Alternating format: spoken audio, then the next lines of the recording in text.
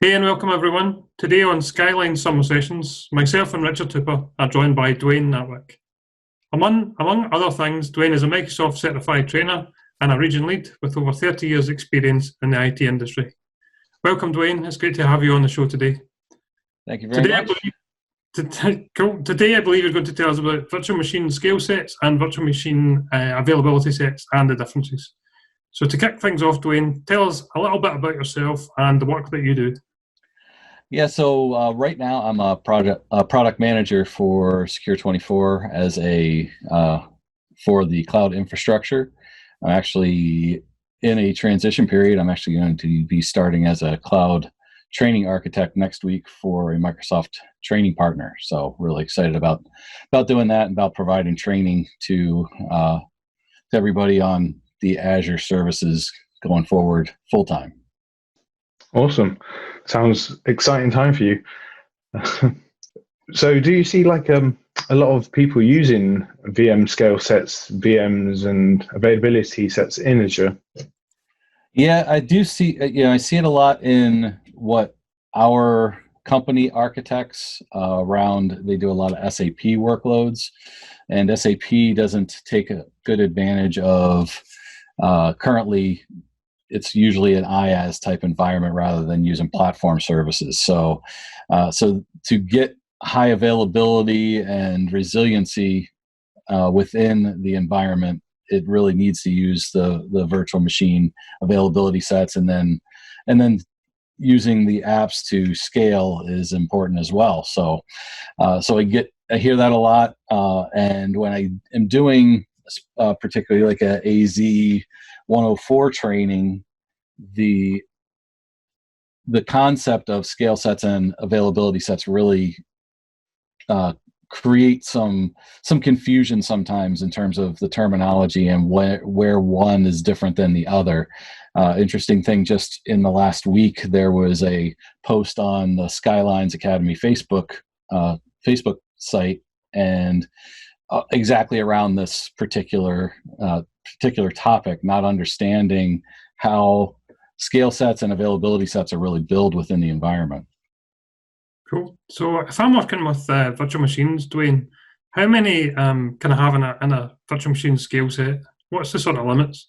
A scale set starts at really one machine, and then you can scale up to 1,000 machines. So you can get pretty big if your application can handle spreading the code across that many machines. So it's pretty, it's very dynamic in terms of how it can scale to make sure that that the workloads are handled properly. Okay. Sounds good. Yeah, 1,000 machines. That's a lot of machines. Yes. Yeah. So I see you've got some slides for us and a demo. So take it away. All right, great. So where I'd like to start is talking about what the difference is between scalability and availability, where your scale sets obviously are the scaling piece, and what you do in a scale set is you scale those resources out. So you're adding more resources where you have the up and down of scaling, where you're maybe increasing the CPU of a virtual machine. This is really just adding additional resources, and you can increase those resources to meet increased demand, such as an e-commerce site that is getting hit really hard because maybe you have a sale or it's Black Friday, things like that. And then you can decrease it as demand decreases. So as lower demand is needed, you can then scale back those resources, decrease your costs from that standpoint, because you're only paying for what you have turned on at the time. In contrast to a old school data center environment where you're building a server, you've got to make sure that is built to handle your maximum capacity. You don't have to do that in the public cloud, and that's one of the beautiful things about going to the public cloud is exactly that. Availability is again scaling out resources, but it's the use of it is to maintain availability across resources and decrease downtime based on potential hardware issues or or if there is a update for a rack within the data center. So if Azure is updating a PDU on a particular rack, those servers may have to be taken down for a certain amount of time. If you don't have them on availability sets, they may actually go down. Microsoft does try to keep those available and move those images at times, but could be missed. And therefore, if you've got a 24/7 application, you might have an issue with potential downtime. So if you're running 24/7 and need everything to be available at all times, it's important to use availability sets. The difference there between availability sets and scale sets is you pay for the resources that are running. So when you set up your availability set, you're paying for the number of servers that are running. And that was kind of the topic that I was going back and forth with one of the users of the Skylines Study Group Facebook page, was making sure that they understood how that pricing works. So here's just a diagram of how the scale sets work and the dynamic use of it. You can see the three servers here. You're scaling up to increase your CPU as you need greater volume. It increases based on the percentage of need within your environment and how you set it up, and then it decreases as that need goes down. And then in contrast, to show the availability set, you can see here that you set up different fault domains and update domains. The fault domains, for the specific example that I gave of when maintenance is needed on this particular rack, you still have 2 other servers on other racks that are staying available in that fault domain if this rack goes down. For an update domain, this is generally for like hypervisor updates. If there's an update on that hypervisor, they will do those. Microsoft will do those in a rolling update, and therefore only take maybe one of these machines down in this domain 0, and you'll still have 3 up and running. So you're still maintaining availability. You may not be at your full capacity, but your application is still going to remain available. And then my last slide before I go into the demo is the use cases of the two, and I've hit on some of that when I was talking through the slides. But scale sets, I used the example of an e-commerce site or a shopping site that has particular times of the month, running a sale. November to February, you've got Black Friday, and then returns after Christmas and things like that, where you're going to get beaten those 4 months out of the year, but you may be running fairly low the rest of the calendar year. Or sales or accounting applications where you're running batch processes at the end of the month to get your sales numbers and get your accounting, get your accounting in line to close out your books for the month. And then availability sets, as I said, mission critical applications, global scale applications, and then 24/7 by 365 type operations where you can't have an application go down in the middle of the night for an update, because you're a global company where you have a rolling time frame of business hours. So therefore, you're going to need to keep that up and running, rather than if you're just a UK company or a US company that runs in a particular 8 to 5, 8 to 6 type scenario where you can handle updates in the middle of the night. If you're in contrast, a global type company, you need that full availability of your application at all times. And so setting up availability sets and scale sets, there's different ways that you can do that within the Azure environment. And here I'm in my dashboard here, and you can go into a specific virtual machine. And one of the nice things that Microsoft rolled out within the last year is you actually have availability options right within the virtual machine, and creating a virtual machine now where you could create a new availability set right within your virtual machine creation. And you can see you start generally when you create a availability set, you're starting at 2 fault domains, and you can go to a maximum of 3 fault domains. So that's really your servers being on 3 different servers.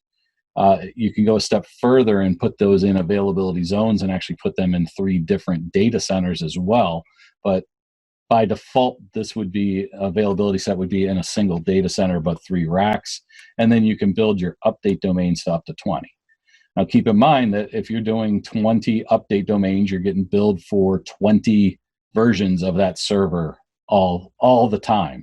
There is no scaling up or scaling down of those virtual machines. So choose wisely when you're building an availability set, because you're going to increase your cost of your virtual machine by X amount of times based on how you configure it.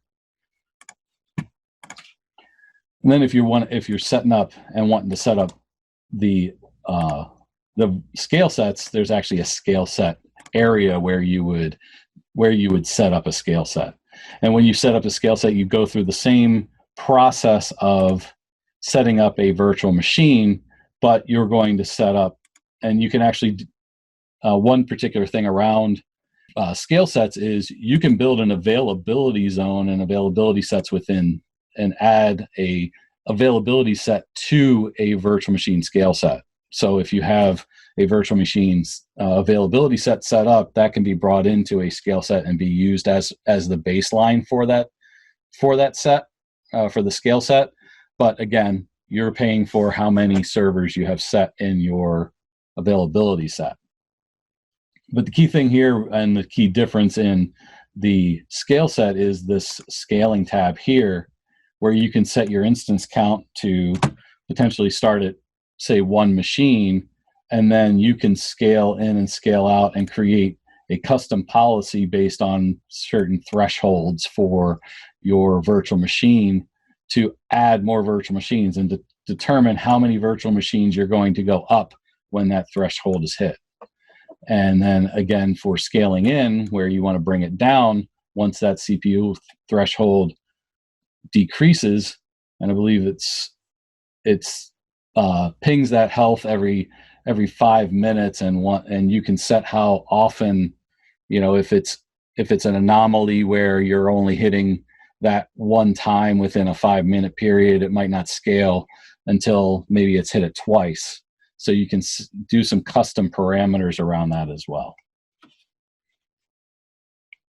So that's mainly the overview real quick of how you would set up a virtual machine scale set and a virtual machine availability set within the Azure environment.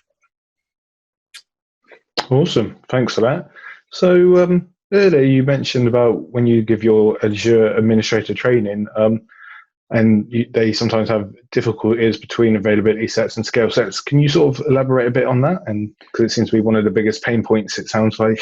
Yeah, it's the whole differentiation of, because they are both a scaling out type aspect of the Azure environment, it's how the pricing goes into. So it's really key to understand you're paying for what you have. So if you're starting at 1 virtual machine in a scale set, you're not paying for that second virtual machine until the CPU threshold is hit and it scales out another machine. Now you're getting paid for 2. Now you're getting charged for 2 machines. Where an availability set, as I stated before, how you set up that sliding bar of fault domains and update domains, you're getting paid for the .x amount of virtual machines that you're setting up in those fault and date domains in that availability set. So it's a times X of however many fault domains or update domains you set up. Interesting. Okay. So Dwayne, when would you use one versus the other? So when would you use a virtual machine scale set, and when would you use an availability set?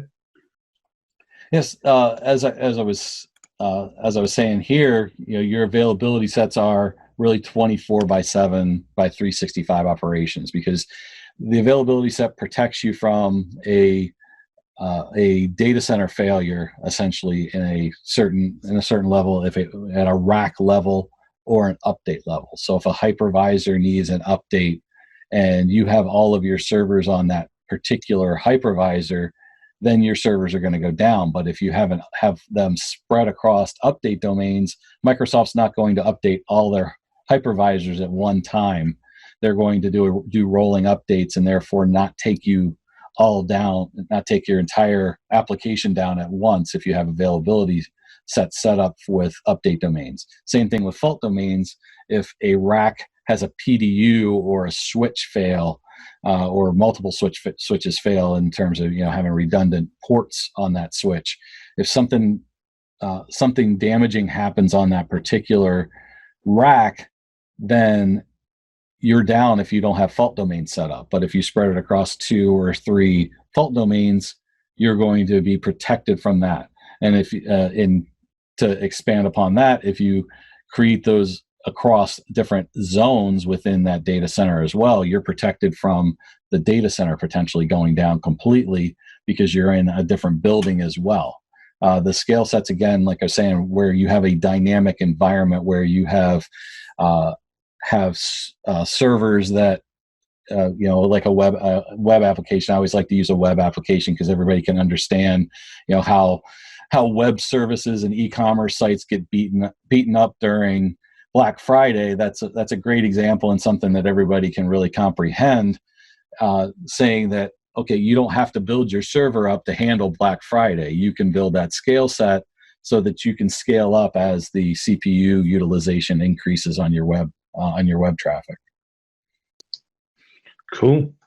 So in your demo, I think I noticed that you could run scale sets and availability sets together. Is that true? And is it worth doing? Yeah, if you have a 24/7 application, but you are, you're cost sensitive, you could build a small availability set with maybe where you're only using maybe three update domains across 2 fault domains. So you're on 2 racks, but you're on 3 different hypervisors on those 2 racks. You could start with that, so you're getting paid for 3 servers, and then you can scale those up accordingly. And there was one particular piece in here that you can see in terms of scaling, and in your scale-in policy, here you can see you can actually balance your scaling across availability zones and fault domains. You have some different availability options here when you're building your scaling rules within the Azure environment. Cool. Right, Dwayne, it's that point in time where we get to ask you some fun questions now. All right. I absolutely love your blog name, CaptainHyperscaler.com. So tell us about how you came up with that name, and tell us a little about your blog and what you blog about. Yeah, that's an interesting story around Captain Hyperscaler. I was thinking about creating and starting to do blog articles. I was doing some within my own company, but there were other topics that I wanted to share with the community. And I was in a training class with a bunch of new salespeople, and one of the guys within the class just dubbed me Captain Hyperscaler in that class. And I'm like, you know what, that has a good ring to it. I think I'll use that. I already had knew you guys from the community. I liked Azure Greg and Pixel Robots. I needed a flashy name to keep up with you guys. So that one stuck with me. I'm like, wow, I'm going to use that as my site name and my handle, and thought that had a good ring to it, and had some nice superhero swag created by Vistaprint. So worked out really well, and it overall my site, I try to provide feedback around my journey in getting certified and what tools I've used to get certified and some of the trials and tribulations I've gone through doing that, and as well as if there's a particular topic that I'm seeing coming up quite a bit in my job or within the community, that I have some insight around.